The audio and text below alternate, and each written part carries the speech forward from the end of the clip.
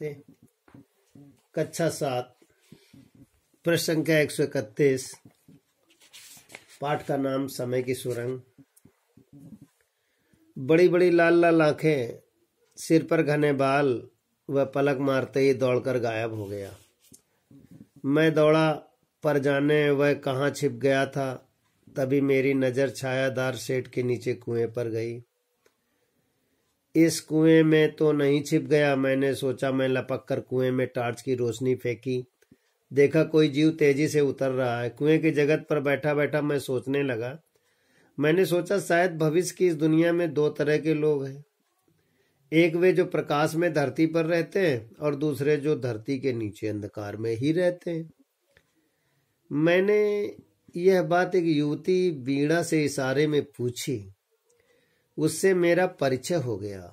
उसने इशारे में जो मुझे बताया, इसके आधार पर मैंने धरती के नीचे रहने वाले लोगों का नाम रखा मारलॉक। मुझे विश्वास हो गया कि मेरा कालयंत्र उन्हीं मारलॉक लोगों ने छिपाया है। फिर मैंने तय किया कि एक दिन किसी कुएं के भीतर उतरकर मैं इन लोगों का पता लगाऊंगा। अगले ही दिन मैं एक कुएं की जगत के पास जा खड़ा हुआ। मुझे वहां देखकर वीणा भी दौड़ी आई, पर जब मैं कुएं के भीतर उतरने लगा तो उसका चेहरा भय से पीला पड़ गया। वह भय से चीखने लगी। मैं निश्चय कर चुका था, मारलॉक लोगों की दुनिया देखनी जरूरी थी। मेरा कालयंत्र अवश्य उन लोगों ने ही छिपाया था।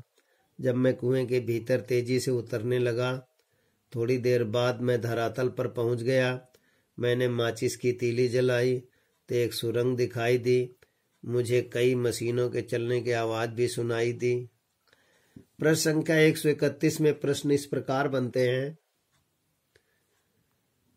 बड़ी बड़ी आंखें किसके पास थी? प्रश्न नंबर 2, लेखक ने उस लड़की का नाम बताइए जिससे इशारे से पूछा। प्रश्न नंबर 3, धरती के नीचे रहने वालों का क्या नाम रखा गया? प्रश्न नंबर 4,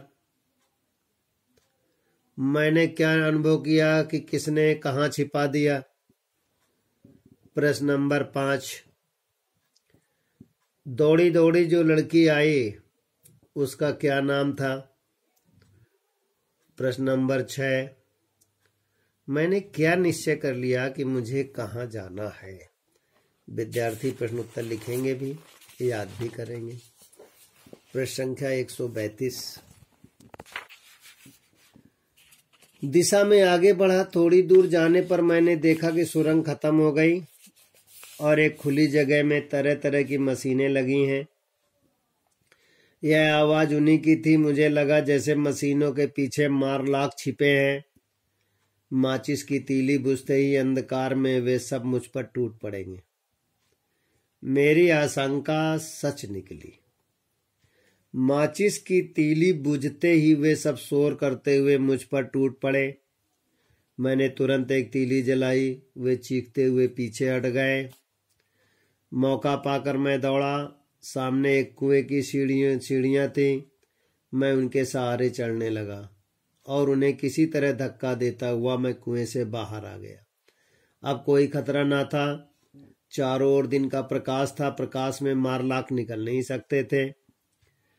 बाहर उन नन्हे लोगों की भीड़ लगी हुई थी। उनमें वीणा भी थी। मुझे देखते ही वे खुशी से चीख उठी, पर मैं बेहद थक गया था। नीचे की दुनिया में मेरा दम भी घुट गया था। धीरे धीरे मैं बेहोश हो गया। थोड़ी देर बाद मुझे होश आ गया, पर तरह तरह की चिंताओं ने मुझे घेर लिया।